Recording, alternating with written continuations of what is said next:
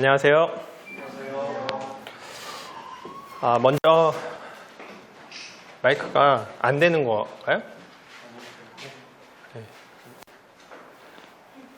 맞춰야지. 소리를 또 맞춰야 돼.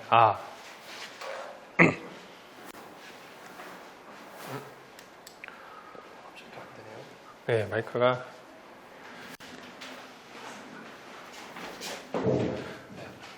제가 맨발이 편해가지고 죄송합니다. 말씀하시면 말씀드립니다. 네. 제가 오늘 주어진 시간이 얼마죠? 네?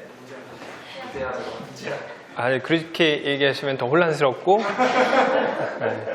또 시간에 맞추는 게 또 모든 대부분의 사람들에게 은혜가 되더라고요. 1시간 써 있는데요. 그 시간을 형제 자매님들이 졸지 않고 성령에 깨어서 하나님을 만나시고 또 그분이 어떤 분이신지 내 삶에 어떻게 적용할 것인지 할 수 있는 시간으로 제가 쓰임받게 되기를 바랍니다. 오늘 와서 뒷자리에 앉아 계시면서 저희 선배님을 또 이렇게 뵀습니다.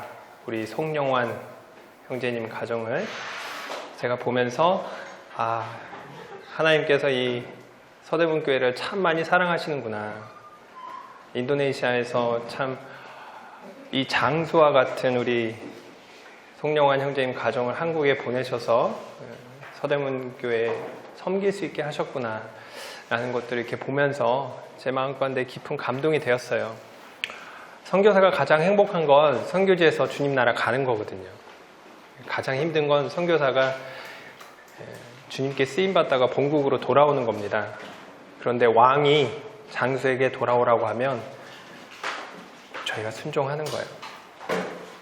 이 자리를 빌어서 우리 선배님께 진심으로 감사를 드립니다. 그리고 인도네시아의 그 사명이 이 땅 이곳에서 하나님께서 또 이루실 것을 믿고 기대하게 되고요. 우리 인도네시아에 꼭 필요한 영환 형제님 모시고 있는 청년의 형제 자매님들 제가 눈여겨보겠습니다. 대충 살지 마세요. 저분이 인도네시아에서는 웬만해서는 볼 수 없는 하나님의 일꾼이니까 그 시기를 정말로 여러분들이 잘 사용하셔서 여러분들의 인생이 변화되고 또 여러분의 영원한 삶이 변화될 수 있는 그건 여러분의 선택에 달려있어요. 우리는 매 순간 선택의 기로에 살아갑니다. 초등학교 때부터 시험 공부를 할 것이냐, 만화책을 볼 것이냐, 잠을 잘 것이냐, 미래를 위해서 공부를 할 것이냐, 친구들을 따라가서 재밌게 놀 것이냐, 교회 가서 예배를 드릴 것이냐. 수많은 선택을 하면서 우리는 하나님을 닮아가는 사람이 되기도 하고 또 이 세상이 만들어오는 세상의 시스템에 딱 적합하게 세상에서 말하는 성공한 사람들이 되어가기도 합니다. 오늘 제가 이 자리에 섰을 때 형제 자매님들께 먼저 드리고 싶은 말씀은 형제 자매님들은 어떠한 사람이 되기를 원하십니까? 여러분들이 어떠한 사람이 되기를 원하시는지 그 해답을 찾기 위해서는 여러분들이 가장 먼저 해야 될 게 있으니까 내가 누구인지를 알아야 하는 것입니다. 누구입니까? 저는 한국에 김용찬이라고 하는 이름 석자로 등록되어 있습니다. 전 세계 어디를 가더라도 저희 이름이 바뀌지를 않더라고요. 제 여권에 딱 찍혀 있습니다. 인도네시아에서 제가 사역을 하지만 거기에서도 김용찬, 선교훈련 받을 때 캐나다에서도 김용찬, 전 세계 어디를 가든 제 이름이 바뀌잖아요. 그게 저의 신분을 증명합니다. 여러분 하늘나라 갔을 때 여러분의 신분은 무엇인가요? 처음부터 시작해 볼까요? 형제 자매님들 여기를 봐주세요.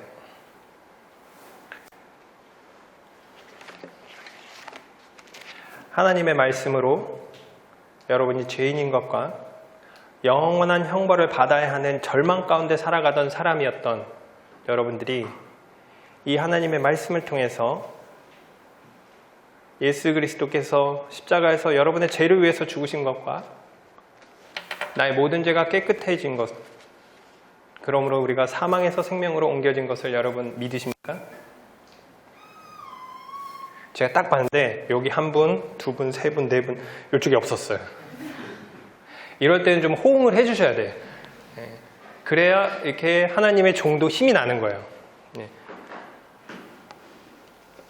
영원히 변치 않는 하나님의 말씀으로 형제 자매님들 하나님의 자녀가 되셨습니까? 네. 아직 조금 약해요. 영원한 하나님의 말씀으로 하나님의 자녀가 되셨습니까? 네. 그렇다면 여러분의 모든 삶의 가치를 하나님의 말씀에 두고 살아가시나요? 네. 네. 대부분 그렇습니다. 네. 구원은 은혜로 받기 때문에 다들 우렁차게 얘기합니다. 하지만 이 하나님의 말씀에 가치를 두고 살아간다는 것을 얘기할 때는 순간 멈칫해요. 네. 순간. 그게 우리의 현실이에요. 우리는 매 순간 당신은 구원 받으셨습니까? 하나님의 자녀입니까? 라고 우렁차게 대답했던 것처럼 당신은 하나님을 위해서 모든 것을 버릴 수 있습니까? 라고 할 때 네 라고 하는 대답이 바로 나와야 되는 거예요. 우리가 그 성령의 인도하신 가운데 매 순간 깨어있지 않는다면 우리는 그 대답을 절대 할 수 없습니다. 그리고 구원은 한 번이지만 우리의 삶의 모든 선택의 순간에서 하나님 기쁘시게 하는 이 성령의 선택은 수천 번이 될 수도 있고 수만 번이 될 수도 있어요. 하지만 그 모든 순간 속에서 우리가 네, 하나님 순종하겠습니다 라고 살아갈 수 있도록 우리 스스로가 준비되어야 되는 것입니다. 오늘 제가 살아온 삶을 이렇게 말씀드리기 전에 하나님의 말씀을 한 구절 읽어드리기를 원합니다. 우리 주일학교 때부터 항상 알던 말씀, 아주 아리따운 소녀였던 에스더가 왕비가 되어서 이스라엘의 백성을 구하는 하나님께 쓰임받는 이야기 여러분들 다 아시죠? 네. 근데 정말 다 아시는 거죠? 대답이 없으니까. 영환 형제님 다 잘 아는 거 맞죠? 네. 네. 그러면 자세한 얘기는 빼고 핵심만 얘기하겠습니다. 에스더가 하나님 앞에 순종했고 죽으면 죽으리라는 마음으로 믿음으로 왕에게 나아갔고 그 왕의 선택을 받아서 이제 이스라엘 백성의 모든 사람들이 구원받는 놀라운 일이 생기죠. 그렇죠? 네. 여기서 서대문교회 청년의 형제 자매님들 성경 퀴즈 나갑니다. 왕의 어명이 결정되어지고 나서 그 모든 그 왕의 어명이 어떻게 127개의 지역, 우리나라가 행정구역이 몇 개인지 아세요? 팔도강산 8개의 도가 있습니다. 경기도, 강원도, 충청도, 충청남북도, 경기, 전라남북도, 제주도, 그 다음에 경상남북도 8개예요. 에스더가 살던 그 시대 아하수에로 왕이 통치하던 도시, 이 도가 우리나라가 가지고 있는 충청도, 경기도보다 훨씬 큰 그 도가 127개입니다. 그런데 왕이 이 유대인들을 살리기로 했었던 그 날은요, 유대인들을 다 죽이기로 결정한, 집행하려고 하는 그 바로 전날이었어요. 생각을 해보세요. 그 당시에 비행기가 있었습니까? 그 당시에 핸드폰이 있었나요? 그 당시에 SNS가 있었습니까? 띠용! 여러분 죽이지 마세요. 어떻게 그 놀라운 생명을 구하는 그 소식이 127개의 인도의 그 구스 지방에서부터 저 끝 아프리카 끝까지 어떻게 전해져야 됐냐는 생각해 보셨어요? 어떻게 전해졌을까요? 각 테이블별로 물어보겠습니다. 이쪽 테이블 어떻게 전해졌죠? 그 소식이? 자, 답변이 없으시고 가운데 테이블 답변이 없으시고 이쪽 테이블 잘 모르겠습니다. 네, 그것도 답변입니다. 선생님, 다 같이 에스더 말씀을 보겠습니다. 에스더 8장 14절 구약성경 에스더 8장 14절입니다.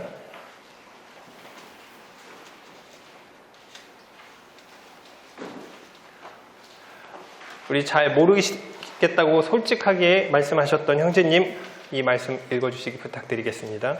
왕의 어명이 매우 급함에 역졸이 왕의 일에 쓰는 준말을 펴고 빨리 나가고 그 조서가 도성 수산에도 반송됩니다.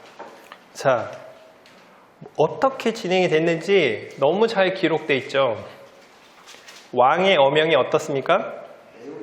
매우 급합니다. 이 영어로는 last minute, 마지막 찬스에 왕의 어명이 긴급하게 전달이 되어져야지 어떤 일이 벌어져요? 죽어야 하는 유대인들이 살 수 있습니다.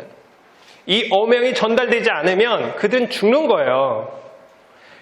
이 핵심적인 일이 이루어졌지만 이 127개에 해당하는 그 도에 있는 사람들이 모르면 유대인을 죽이기로 한 그 오래전에 있었던 그것이 집행되어지는 것입니다.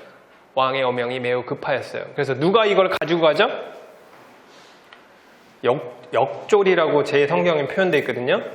역졸은요, 일반 병사를 얘기하는 거죠. 예? 역졸이에요. 근데 사용한 말이 누구의 말이에요? 왕의 일을 쓰는 주. 얼마나 멋있어요. 예? 일개 군사가 누구의 말을 타고 가는 거예요? 왕의 말을 타는 겁니다. 이 병사 신분에서는 평생 일어나지가 않는 일이에요. 근데 무엇이 중요하기 때문에 왕의 말을 타고 가는 거예요. 그것도 그냥 말이 아닙니다. 여기 한국말로 좀 어렵게 돼 있는데 왕의 준마라고 하는 건요, 왕이 가지고 있는 말 중에서도 가장 좋은 거를 준마라고 이야기하는 거예요. 맞죠? 네. 저는 이 길을 걸어가면서 역졸 같은 김용찬이 왕의 준마를 타고 이 하나님의 말씀을 도성 수산에 전하는 이 놀라운 일에 참 감사하면서 매일매일 살아가고 있습니다. 많은 사람들이 마음은 있어요. 네. 하지만 결정하지 못합니다.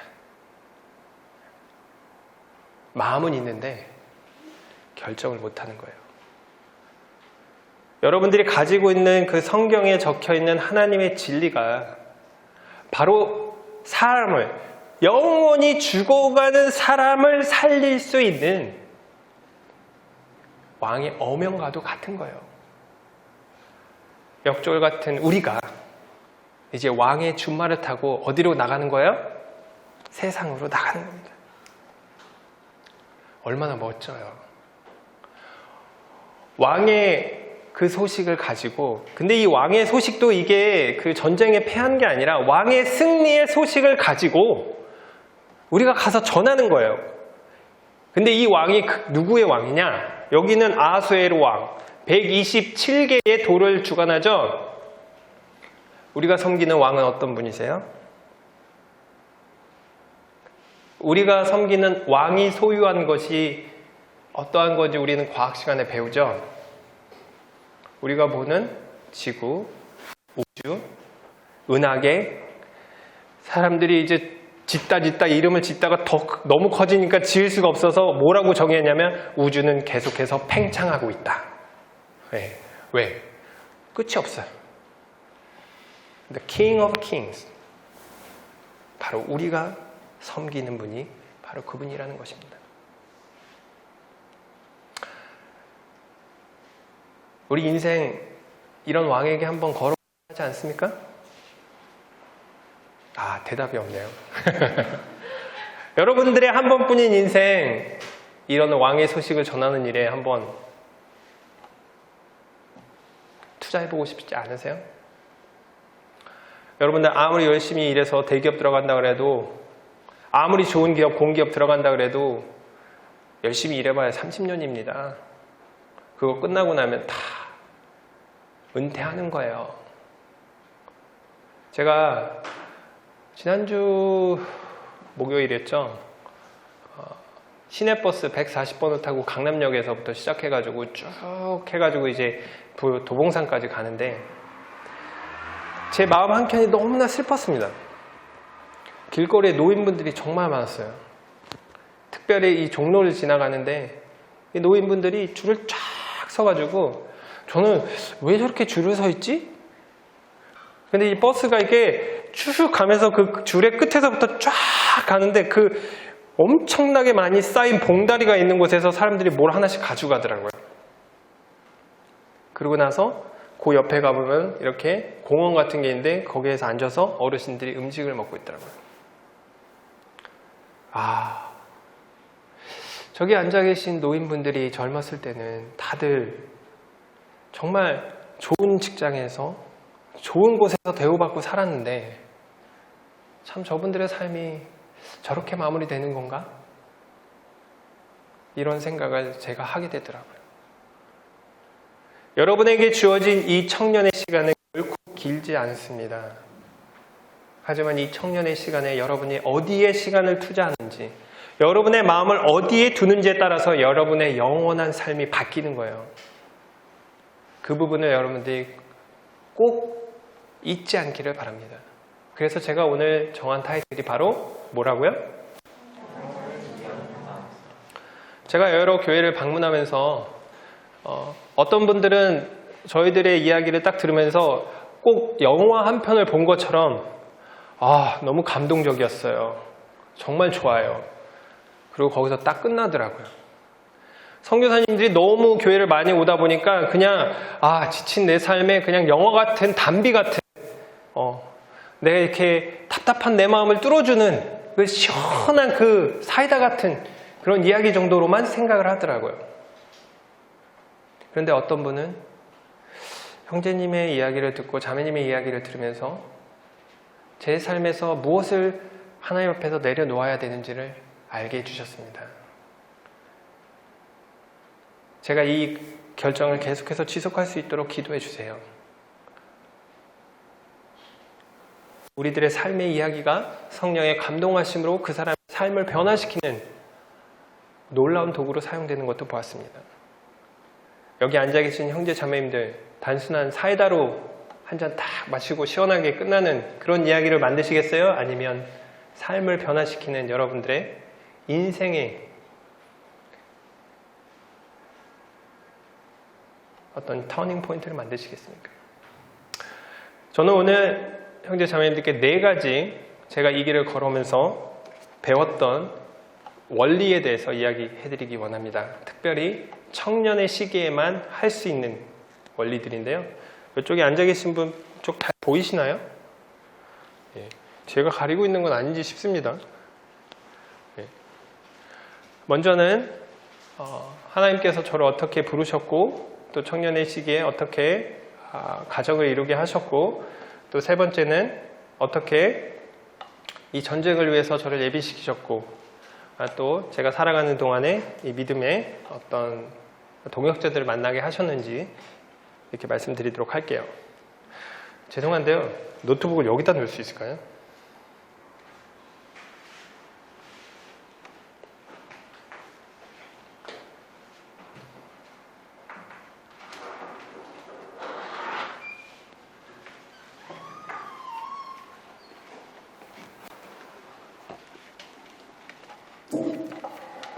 네, 감사합니다.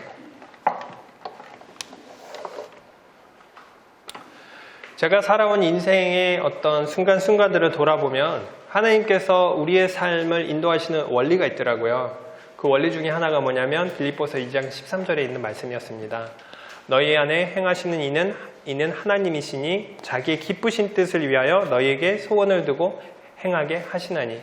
제가 이렇게 지나온 시간들 다 보니까 제가 젊었을 때 하나님 앞에서 하나님 제가 이렇게 주님을 섬기고 싶어요. 하나님 제가 이런 일들을 하고 싶어요. 하나님 제가 이런 것들을 정말 마음속에서 생각하고 기도하고 있어요.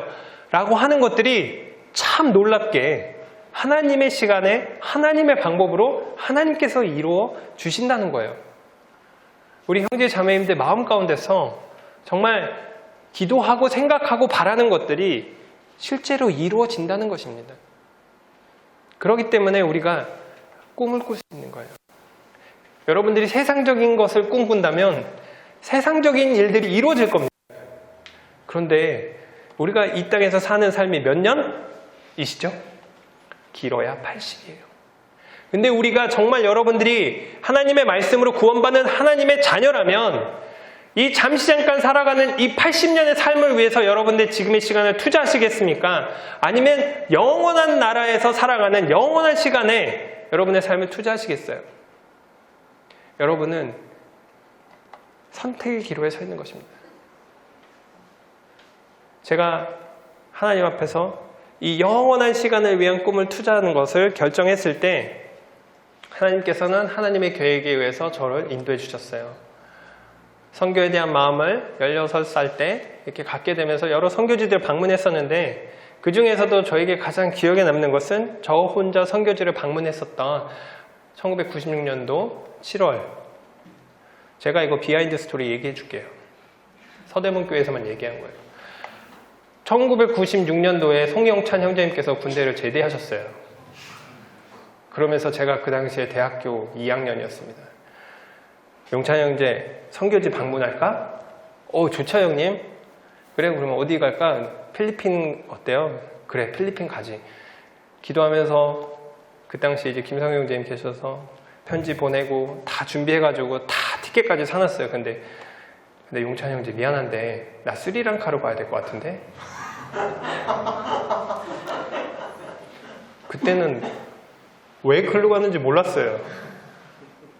1997년이었을 거예요. 결혼 소식이 날라오더라고요. 당사자분은 서성은 자매님. 어쨌든 그렇게 해서 함께 가려고 하던 계획이 갑자기 저 혼자 가게 되었습니다. 그 당시 제 영어 수준은 아주 콩글리시, 단순히 얘기만 하는 수준. 근데 저 혼자 이제 비행기를 탔는데 필리핀 거기까지 가려면 이 국제선에서 국내선으로 갈아타야 되는데 공항이 달라요. 영어도 잘 못하고 제가 비행기 안에서 너무 떨리는 거예요. 어떻게 오기는 왔는데 비행기 안에서 하나님 앞에서 하나님 제가 어떻게 이 모든 걸 감당할 수 있을까요? 라고 했을 때 하나님께서 이사야서에서 있는 이 말씀을 제게 주셨어요. 두려워하지 말라 내가 너와 함께함이라. 놀라지 말라 나는 내 하나님이 됨이라. 내가 너를 굳세게 하리라. 참으로 너를 도와주리라. 참으로 나의 의로운 손으로 너를 붙들리라. 아니나 다를까 국제선에서 딱 내렸는데 국내선 비행기가 취소가 된 거예요. 영어는 못하는데 이 티켓을 어떻게 바꿔야 될지를 알 수가 없는 거예요. 근데 옆에 이렇게 제가 할 수 있는 게 그 당시에 뭐냐? 한국말로 기도하는 것밖에 없는 거죠.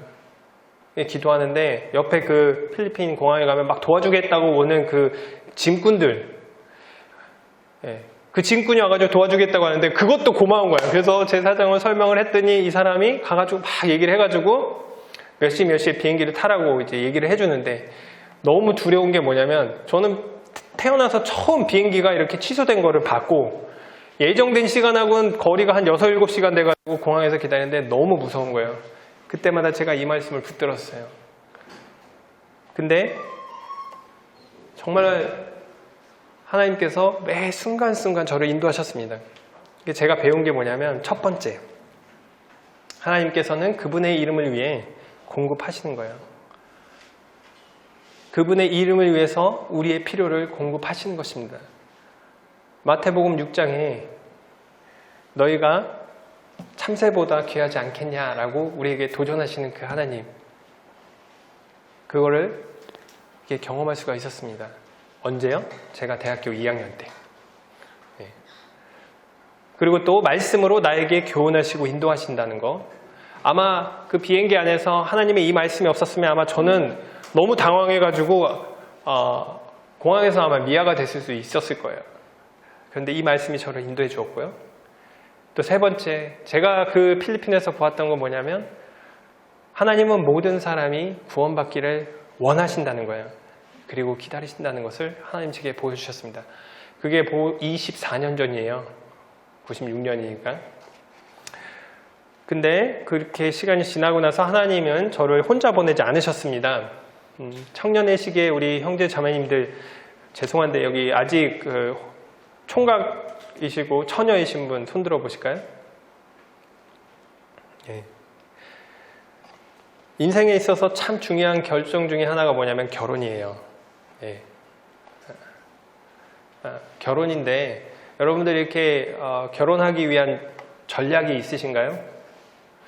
누구를 만나서 어떻게 결혼할지 이렇게 계획이 있으세요?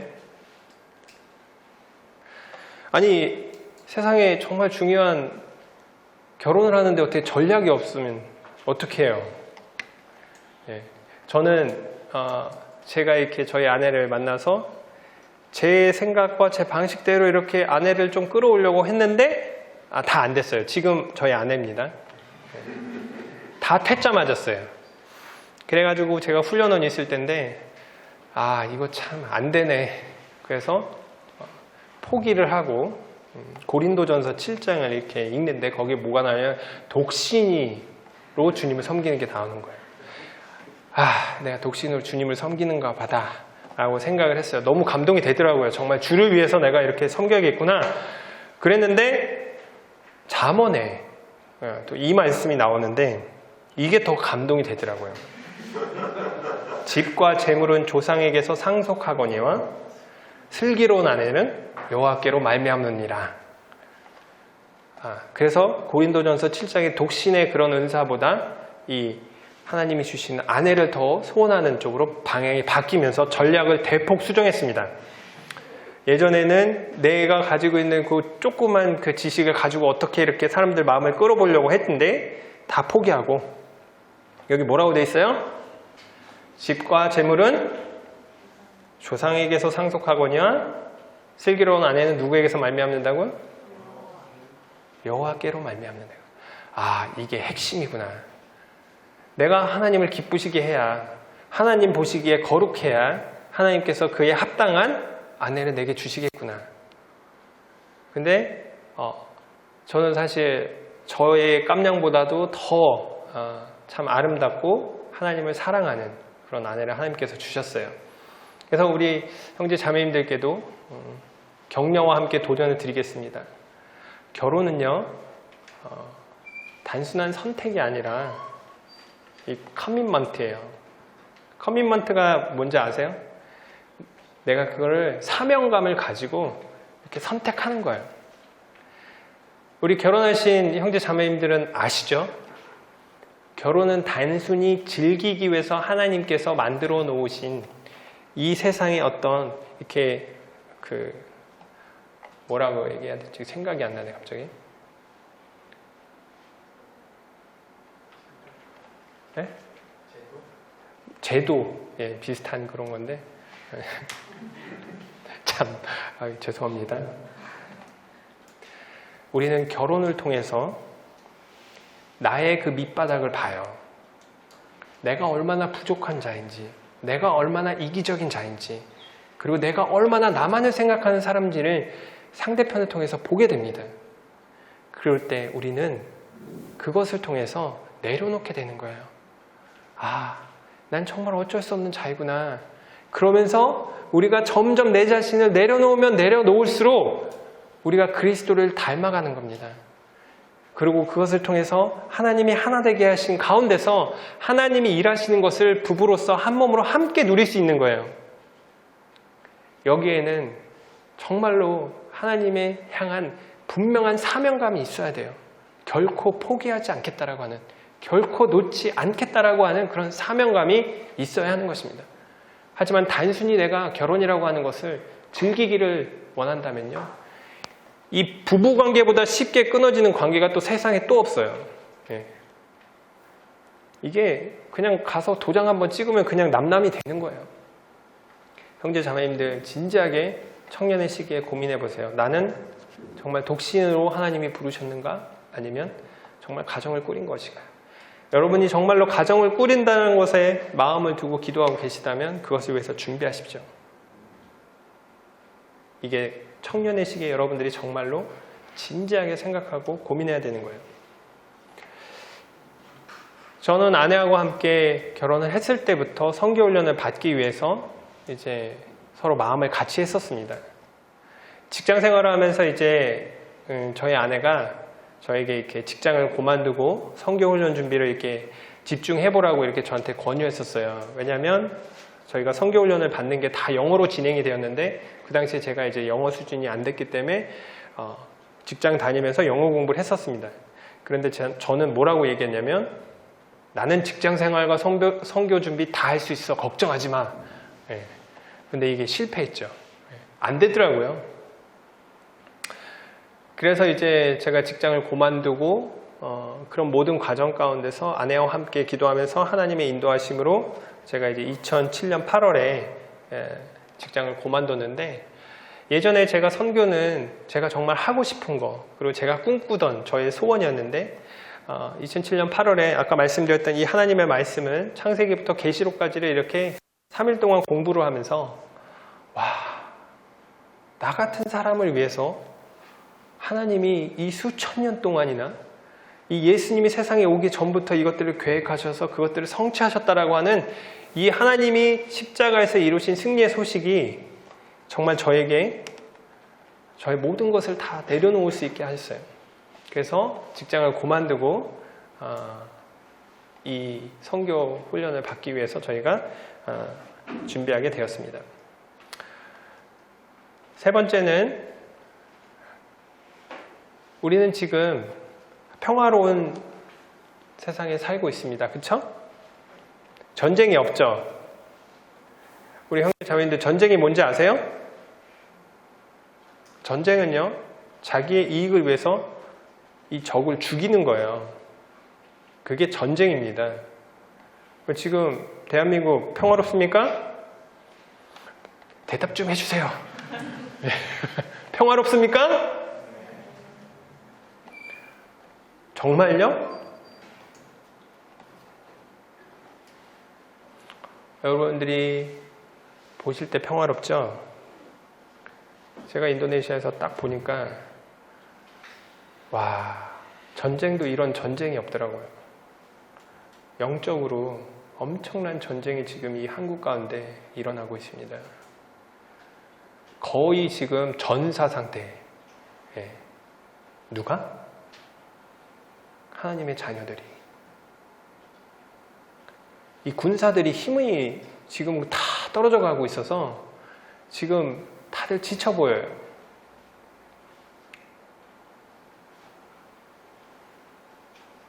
여러분, 전쟁 가운데 살고 계시다는 거 제가 하는 얘기가 아니에요. 사도 바울이 그 초대 교회 시대 때 그 성도들에게 말한 겁니다. 우리는 이 영적 전쟁 가운데 있는 거예요.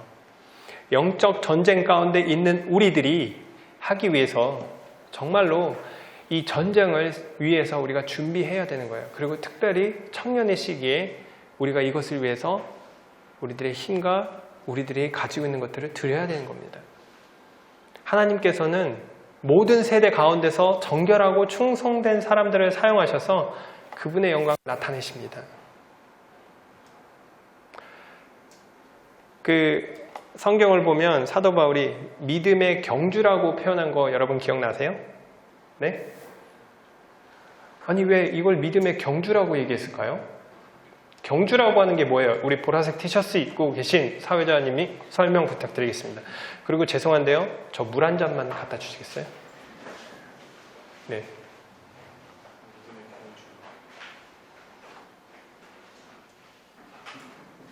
계속 해나가야 되는 네, 계속 해나가야 된다고 그랬죠? 자, 제가 아름다운 한강 시민공원의 아름다운 그 조깅 코스에서 혼자 막 뛰어가고 있습니다. 계속 달려가고 있어요. 이 경주예요? 뭐라 그래요, 이거를? 조깅이죠. 이건 경주가 아니에요. 자, 계속 하고는 있는데 똑같은 상황인데 지금 안 맞았어요. 자, 여기 있는 탭을 질문할게요. 좀 더 정확하게 경주라고 하는 걸 정의해 봐 주세요. 목표를 위해서 경쟁해요. 아, 경쟁입니까? 형제님 잠깐 나와 주시겠어요? 경쟁이라고 하는 단어는 저 혼자 뛰는 거예요? 자, 형제님 여기서 좀 모션을 같이 취해 주세요. 같이 달려야 돼요. 자, 이걸 뭐라고 그러는 거예요? 아, 좀 대답 좀 해주세요. 경주잖아요. 그렇죠? 형제님이 저보다 훨씬 체력이 좋아요. 앞으로 쭉 나갑니다. 그럼 저는 어디 있는 거예요? 뒤에 있는 거죠? 네. 아, 감사합니다, 형님. 네. 이게 경주예요. 예? 하나님을 믿는 사람들이 세상에서 영원히 변하지 않는 영원한 가치를 가지고 있는 사람들이 그 가치를 정확하게 이해하지 못하고 그것을 세상에 썩어져가는 것을 위해서 투자를 할 때 우리는 믿음의 경주에서 계속해서 뒤로 가게 되는 거예요. 제가 이 떠돌이 생활을 2007년부터 하고 나서부터 놀라는 게 한 가지 있습니다. 전 세계에 정말로 주님을 순전히 찾는 수많은 하나님의 군사들이 있다는 거예요. 하나님은 아무것도 가진 것 없는 그들을 들어서 하나님이 사용하셔서 하나님의 이 놀라운 말씀을 곳곳에 전하게 지금 사용하고 계시다는 겁니다. 나는 어떤가요? 여러분은 어떤가요? 이 믿음의 경주에서 여러분 계속 달려가고 있습니까? 대답 좀 해주세요. 이 믿음의 경주에서 여러분 달려가고 있으세요? 네. 우리 최종태 형제님. 예. 네. 전 이 건물을 보면서 이 말씀이 생각났습니다. 다윗이 죽기 전에 많이 준비하였더라. 제가 서대문교회 처음 왔을 때 저 아현동에 정말로 그 당시 제가 볼 땐 너무나 큰 교회였어요. 근데 사진을 보니까 정말로 조그맸던 그 교회, 서대문교회 시작이었어요. 아현동. 거기에서 이제 건물을 샀어요. 건물 2층, 3층을 대여해가지고 그때 옮겨갔습니다. 근데 지금 여기 이 홍대가 이렇게 바뀔 줄은 정말 생각을 못했습니다. 문화 코드의 중심지, 땅값 비싼 이곳에 이 건물에 서대문교회 간판을 다 달고 우리가 모이고 있어요. 그쵸? 엄청 좋죠? 정신 바짝 차려야 돼요. 솔로몬이 성전을 지었지만 그 성전을 지었던 모든 건축 자재와 모든 사람들은 누가 준비한 거예요? 하나님께서 다윗을 통해서 준비하게 하셨어요. 다윗은 성전을 짓고 그것을 보지는 못했지만 그것을 준비하는 과정에서 하나님께서 어떻게 역사하시는지를 그는 경험할 수가 있었습니다. 다윗이 죽기 전에 많이 준비했던 것처럼 우리 세대는 이 믿음의 선배들이 준비해 놓은 이 모든 것들을 다 가지고 있어요. 커피 한 잔 마실 장소가 없어서 그 당시에 기억나시죠? 앞에 있는 그 로선이라고 하는 편의점이 있습니다. 청년들 다 거기 가서 커피 마시고 쪼그리고 앉아가지고 컵라면 먹고. 근데 여기 와보니까 뭐 테이블이고 의자고 이거 너무 화려하고 좋네요. 이것을 가지고 무엇을 하시겠어요? 네? 다윗이 죽기 전에 많이 준비하였던 것처럼 우리는 이 준비된 모든 것들을 가지고 어떻게 전쟁할 것인지에 대해서 정말로 진지하게 고민하고 기도하고 싸워야 되는 거예요. 한 명 한 명을 우리가 동료로 생각을 하면서 이 전쟁에서 잃지 않기 위해서 노력해야 되는 것입니다. 청년 형제 자매님들, 오늘은 누구 안 왔네? 뭐 무슨 일이 있나 보시지 뭐. 네? 아유, 그 형제 오랫동안 안 나오는데 뭐 무슨 일 있나 봐. 그러게 뭐 바쁜가 보지 뭐. 요즘 직장 준비하는 바쁘대. 교회 못 나올 수도 있지. 이렇게 살아야겠습니까? 전쟁터에서 다 죽어가는데 죽어가는 사람 보면서 그래 뭐 그럴 수도 있을 거야. 네. 그게 맞는 거예요? 아니죠. 가서 죽어가는 사람 살려야 되는 거예요. 여러분 주변에 있는 형제 자매들, 죽어가는 친구들 살려야 되는 것입니다. 잊지 마세요. 선교라고 하는 것은 철저한 준비가 필요합니다. 왜냐하면 그것은 여러분들이 지금은 전쟁을 하다가 조금 실수가 있어요. 이렇게 실수가 있어요. 교회가 쉼터입니다. 선교지에서는 쉴 곳이 없어요. 쉴 곳도 전쟁터예요. 여기 군대 다녀오신 분 있으시면 손 들어봐 주세요. 네. 군대 생활할 때 부대에서 이렇게 막사에 있을 때는 좀 쉴 수가 있죠. 그런데 대종이라고 대대종합훈련이라든지 이런 훈련 나가서 차 타고 나가면 쉴 수 있어요, 없어요? 텐트 치고 쉬려고 하면은 이동. 텐트 치고 쉬려고 하려고 하면 이동. 비가 오나 눈이 오나 전혀 상관없이 명령에 의해서 이동. 쉴 수가 없죠? 그 팔팔한 젊은 청년들도 그런 훈련 속에서 팍팍 나가 떨어집니다. 발에는 물집 잡히고요. 고향 생각나고 죽을 것 같아요. 그래도 멈출 수가 없어요. 왜? 군인이니까. 전쟁터예요. 선교지가 바로 그런 곳입니다. 그런데 아주 잠깐의 열정 가지고 나 할 수 있어! 네. 며칠은 견디겠죠? 몇 달은 견디겠죠? 근데 그게 매일매일의 삶이 된다면 할 수 있겠습니까? 싸울 날을 위해서 우리는 마병을 예비해야 되는 것입니다. 잠언에 있는 말씀이에요. 그런데 싸울 날을 위해서 우리가 마병을 예비하지만 이 잠언에 있는 이 저자가 얘기한 승리의 비결이 뭐냐? 예? 결혼의 핵심 전략? 슬기로운 아내는 누구에게서 말미암는다? 여호와께로 말미암는다. 싸울 날을 위하여 마병을 예비하거니와 이김은 누구에게 있다? 예, 맞습니다. 이 모든 싸움을 준비하는데 우리가 싸움을 준비하면서 하는 일이 뭐냐면 내가 주인된 나의 삶을 하나님이 주인된 삶으로 바꾸어 나가는 거예요. 나의 모든 순간순간의 선택이 나의 경험과 나의 생각과 나의 지식에 의해서 나오는 것이 아니라 매 순간 하나님과의 교제 가운데서 성령의 인도하심을 받아서 결정되어야 한다는 것입니다. 그렇게 될 때 우리는 결과에 운운하지 않아요. 어떤 결과가 일어나더라도 감사할 수 있는 사람이 되는 것입니다.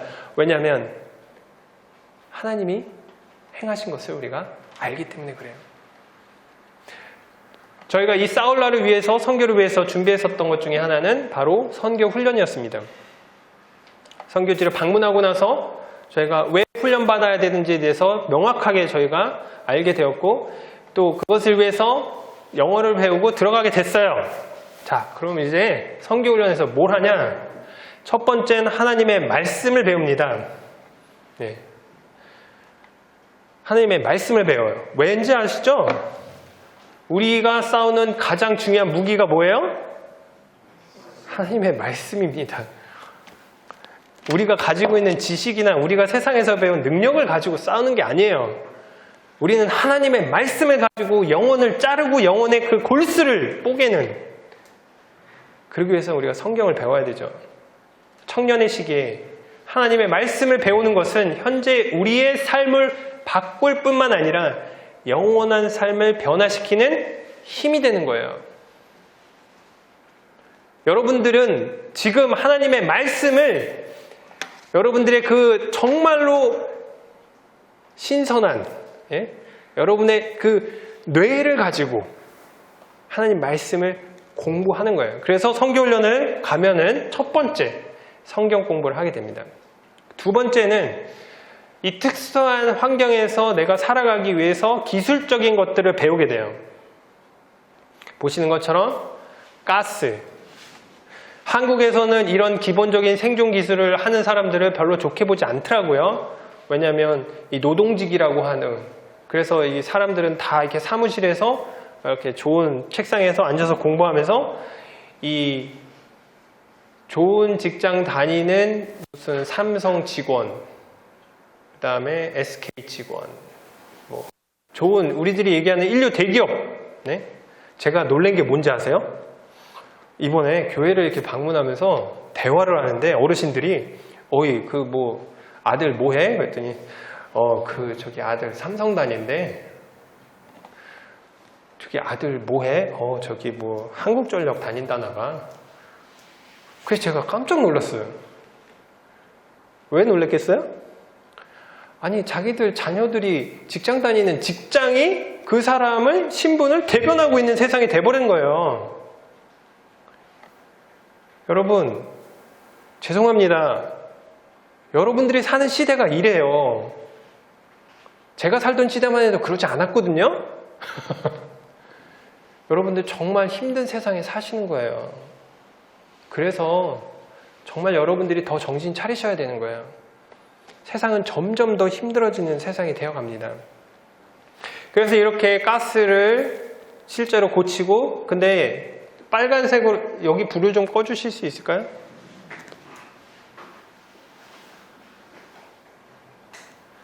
이 빨간색 옷을 입고 있는 게 저고요.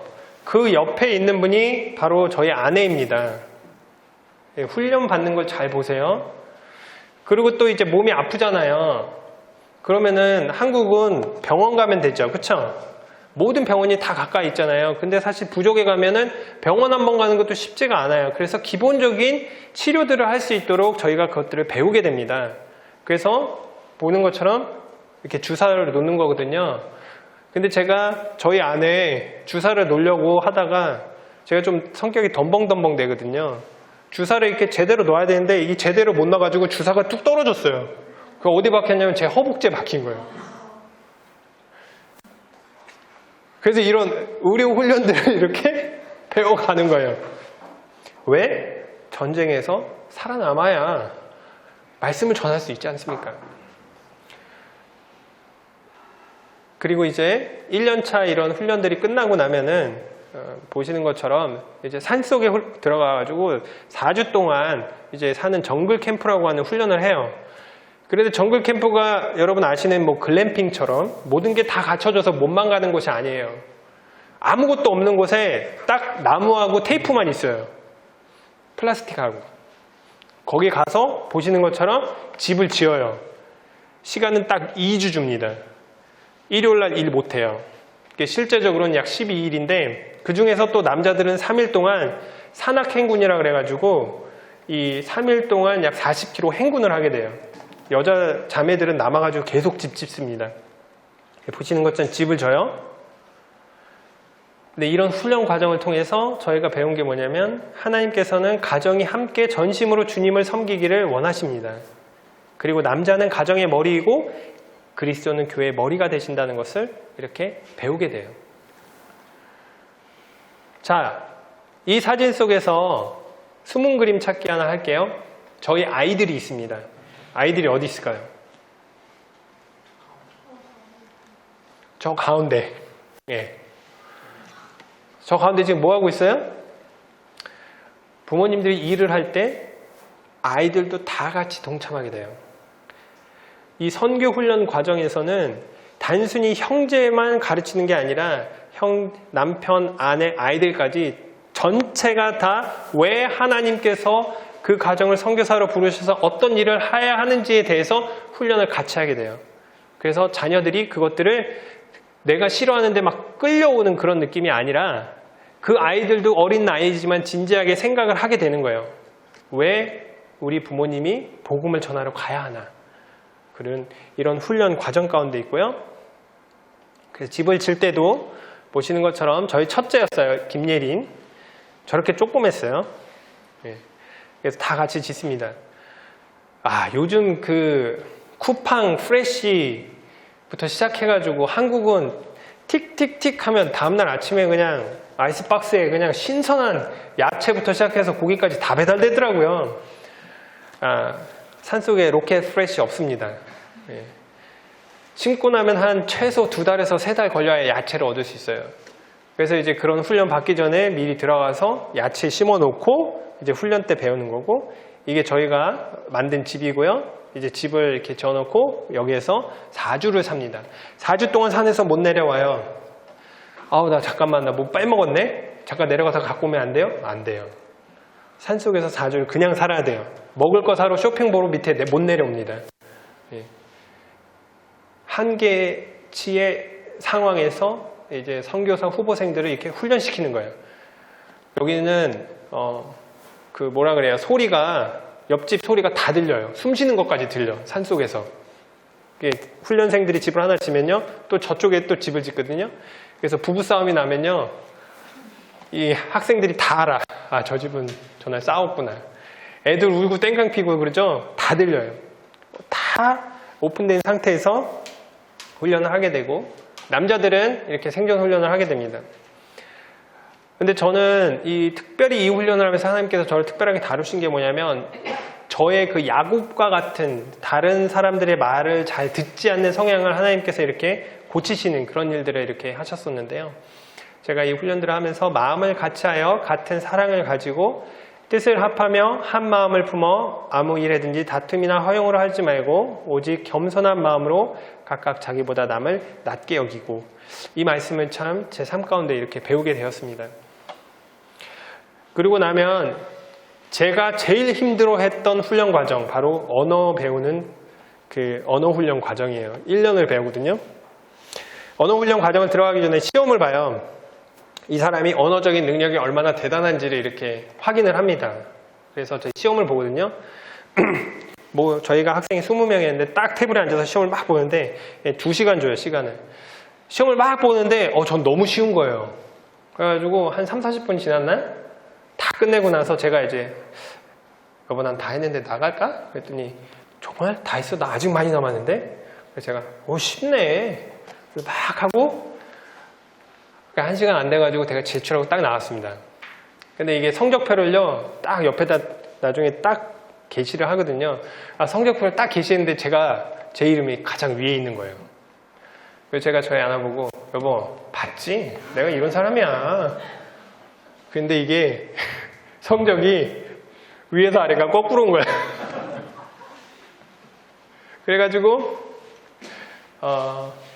저희 아내는, 언어적인 능력이 정말 좋아서 이제 사실은 그 학교에서 미국에 가서 더 이렇게 훈련을 받아서 성경을 번역하는 그런 선교사로 할 수 있게 하라는 그런 이렇게 추천을 받았고, 저는 당신은 1년 동안 열심히 공부해야 이 과정을 패스할 수 있다는 그런 결과를 받았습니다. 언어를 배우는 게 참 저에게는 쉽지 않았었는데, 이 선교사가 이 말을 할 수 없으면요 하나님 말씀을 전할 수가 없더라고요. 정말 중요한 겁니다. 제가 2016년 12월에 이렇게 정말 인도네시아 공부가 안 되고 힘들어할 때 저를 이렇게 붙들어줬던 그 말이에요. 선교사는 말을 못하면 아무것도 할 수 없구나. 그리고 통역을 통해서 이렇게 복음을 전하다 보면 제가 인도네시아 말을 못할 때는 몰랐는데 인도네시아 말을 하면서 이 사람이 통역하는 걸 보니까 정말 엉뚱한 얘기를 하고 있는 거예요. 그래서 정말 현지말을 하는 것이 이렇게 중요하구나 라는 것을 더 절실하게 이렇게 배울 수가 있었습니다. 그리고 이렇게 선생님들이 지금 저기 있는 부족사람 같은 사람 있잖아요. 여기 캐나다 선생님이에요. 피부가 하얀 분인데 이렇게 분장을 하고, 그리고 이 학생들이 부족 사람들에게 온 것처럼 이렇게 행동을 하면서 가르치는 겁니다. 그래서 이 선생님이 이것을 위해서 부족말을 따로 배웠어요. 그래가지고 학생들이 직접 여기에 가게 되면 이 상황 가운데서 물어보면서 부족말들을 이렇게 배우는 것을 4주 동안 이렇게 훈련을 하는 거예요. 제가 볼 때 대단해요, 선교사님들도. 이 쉬운 게 아니거든요. 이 분장하고 이거 하는데 하루에 1시간 이상씩 걸린대요. 여기 막 다 칠하고 그래서 이렇게 섬겨주시는 선교사 선배님들이 있어서 저희들이 훈련을 다 마쳤던 거예요. 저희가 전쟁을 싸울라를 위해서 예배할 때 4가지 핵심적인 것들을 우리 청년 형제 자매님들께 말씀드리고 싶습니다. 첫 번째는요, 내가 주인 된 삶이 아니라 하나님이 주인 되신 삶이 되어야 되는 거예요. 두 번째는 청지기적인 마인드를 가지고 있어야 됩니다.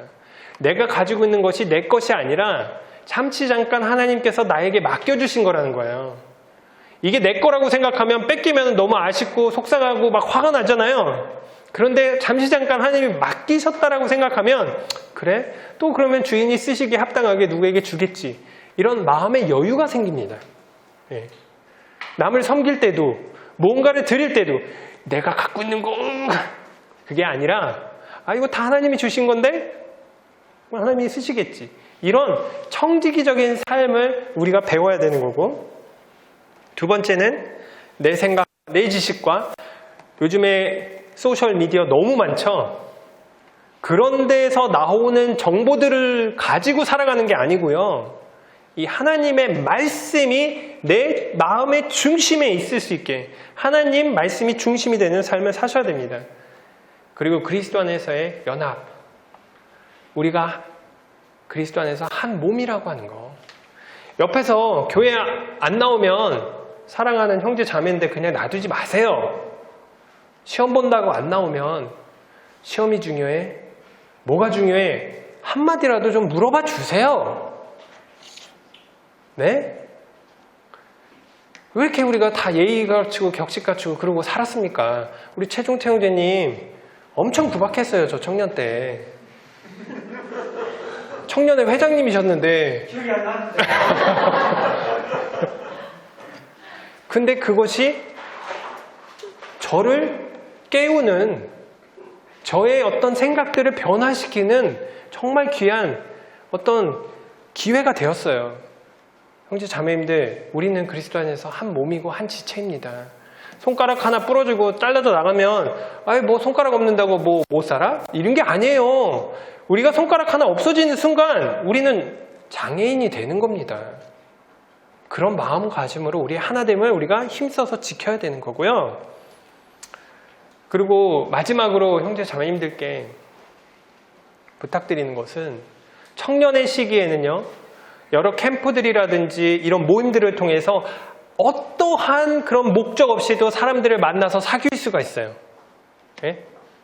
청년 캠프 가가지고 당신 뭐 하세요? 직장이 뭐세요? 연봉은 얼마나 받으세요? 이렇게 물어볼 필요 없죠? 주님 안에서 어떻게 지내세요? 말씀 안에서 공부하고 교제할 수 있잖아요. 너무 편하잖아요. 그쵸? 근데 여러분이요, 대학 딱 졸업하고 직장생활 시작해보세요. 만나서 대화가 달라져요. 결혼하려고 딱 이제 대화하고 시작하다 보면요, 편하게 대화하기가 쉽지 않습니다. 그래서 이 학생 때부터 청년의 시기에 만나는 이 사람들이요, 정말 순수하게, 예? 순수하게 주님을 함께 배우고 그 교제할 수 있는 그런 믿음의 동역자들인 거예요. 저도 청년 때 캠프 정말 많이 다녔습니다. 서대문교회 청년회 다닐 때도 MT 많이 갔었고요. 그래서 그렇게 만나고 교제했었던 그 수많은 사람들이 여기 말씀처럼 이제 믿음의 동역자들이 된 거예요. 최대한 많이 여러분의 인생에 함께 갈 수 있는 믿음의 동역자들을요, 만드세요. 청년의 시기에. 너희가 그리스도 예수 안에서 나의 동역자들인 브리스기아와 아굴라에게 문안하라. 정확하게 5시 반 끝났습니다.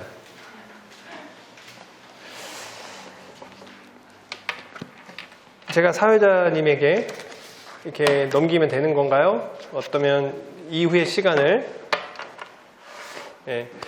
오늘 1시간 동안 하나님께서 저를 통해서 하신 말씀을 들어주셔서 감사하고요. 제가 사회자분에게 넘기기 전에 기도하고 시간을 정리하도록 하겠습니다. 아버지 하나님께서 아버지 하나님의 종에게 맡기신 이 1시간을 사용하였습니다. 참 부족한 언어로 하나님의 뜻을 전하는 것이